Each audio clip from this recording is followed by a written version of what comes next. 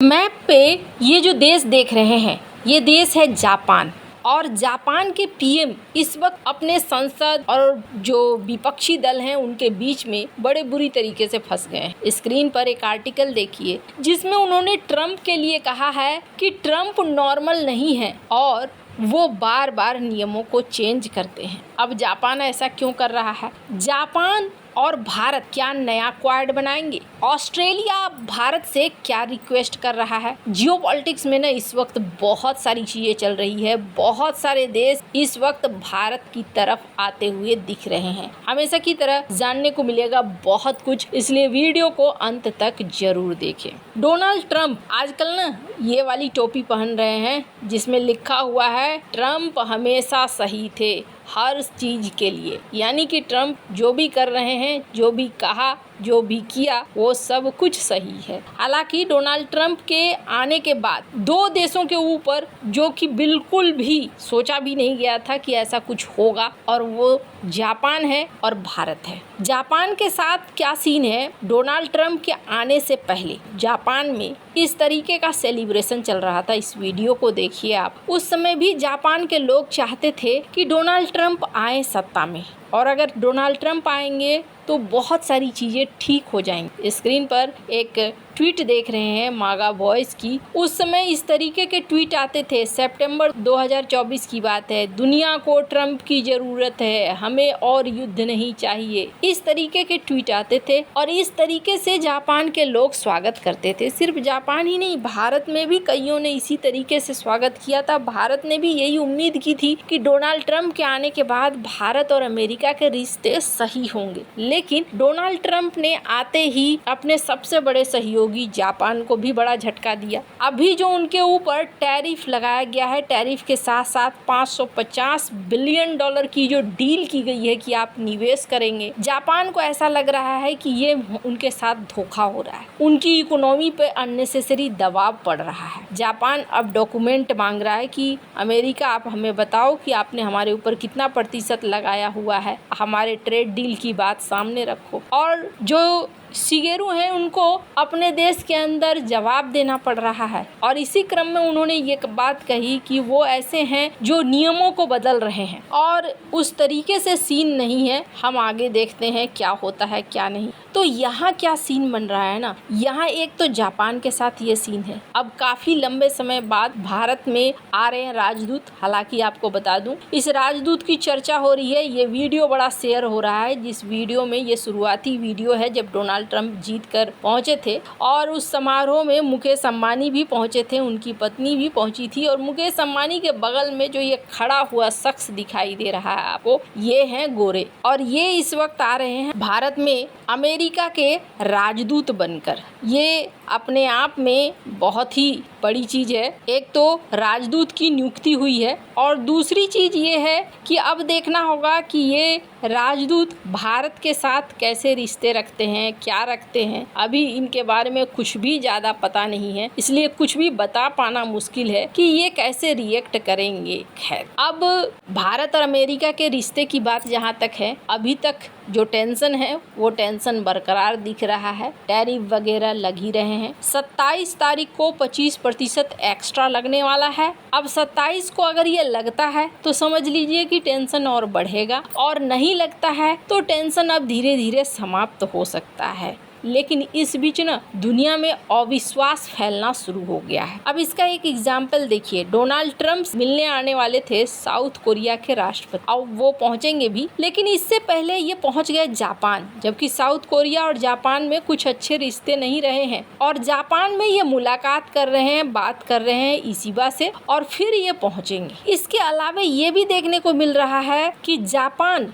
अब देख रहा है कि अमेरिका उसके लिए समस्याएं खड़ी कर रहा है, तो जापान अफ्रीका की तरफ जा रहा है, दुनिया के और देशों की तरफ जा रहा है, जिसमें से एक भारत भी है। भारत जिसमें अभी 10 ट्रिलियन येन के निवेश की बात कही है, जापान ने। यहाँ जापान भारत के साथ आता हुआ दिख रहा है। वहीं दूसरी तरफ आपके मन में ख्याल आएगा कि ये सब कुछ हो रहा है, क्वाड का क्या होगा? क्या क्वाड बना रहेगा या क्वाड अब समाप्ति की तरफ बढ़ गया है? तो पहले तो भारत के एक्स आर्मी चीफ की बात सुनिए। स्क्रीन पर आप देख सकते हैं एक आर्टिकल। इन्होंने कहा कि अब अमेरिका भरोसेमंद नहीं रह गया है। अमेरिका जिस तरीके से कर रहा है उसके ऊपर भरोसा नहीं किया जा सकता है। ऐसे में कि भारत अब एक नए क्वाड के बारे में सोचे, नए पार्टनरशिप के बारे में सोचे, क्योंकि दुनिया बहुत ही तेजी से बदल रही है। पूरा ग्लोबल ऑर्डर बहुत तेजी से बदल रहा है। ऐसे में भारत को भी अब बदलना होगा। और क्वाड बनाने की जरूरत क्यों है? क्वाड बनाने की जरूरत है चाइना की आक्रामकता को रोकने के लिए। आपको बता दूं, ऐसा नहीं है कि भारत चाइना मिल बैठकर बातचीत कर रहे हैं, अच्छे से सब कुछ चल रहा है। अब कुछ कुछ चीजें भी खोली जा रही हैं, उधर से भी व्यापार, इधर से भी व्यापार, उधर से रेयर अर्थ मटेरियल की छूट दी जा रही है, इधर भी कुछ एप्लीकेशन या फिर वेबसाइटों की कथित तौर पर छूट दी जा रही है। तो इसका मतलब ये नहीं है कि सब कुछ ठीक हो गया। ये वक्त की मांग है। एक तरफ से आपको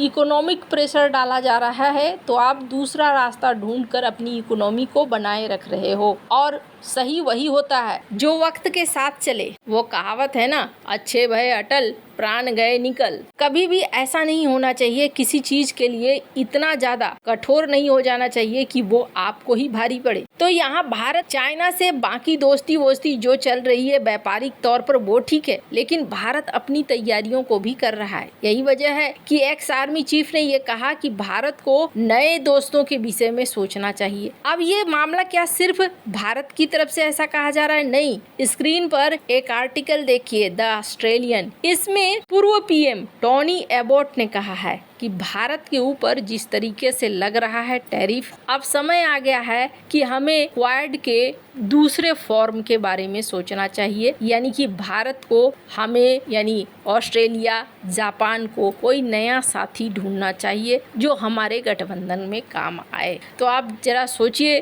कि किस तरीके से क्वाड को लेकर माहौल बन रहा है। अब इसी साल यहाँ पर होनी है मीटिंग। अब यहाँ अगर मीटिंग होती है तो डोनाल्ड ट्रंप भारत आएंगे। हालांकि क्वाड को लेकर भारत की तरफ से क्या कहा गया, जब डॉक्टर एस जयशंकर से पूछा गया तो स्क्रीन पर आप देख सकते हैं इस वीडियो को। Look, I'm not sure I agree with your question. I think the Quad is still the Quad, and the BRICS was always the BRICS. I mean, when we did the Quad, the BRICS didn't go away, and as Quad progressed, BRICS also progressed. So you're putting it almost as alternatives, whereas in fact it is a core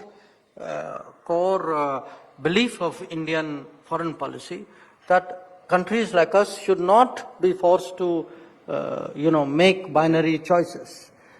So we expect we had a Quad summit by the end of the year? We had a Quad foreign ministers meeting this summer in early July, if my memory serves me right.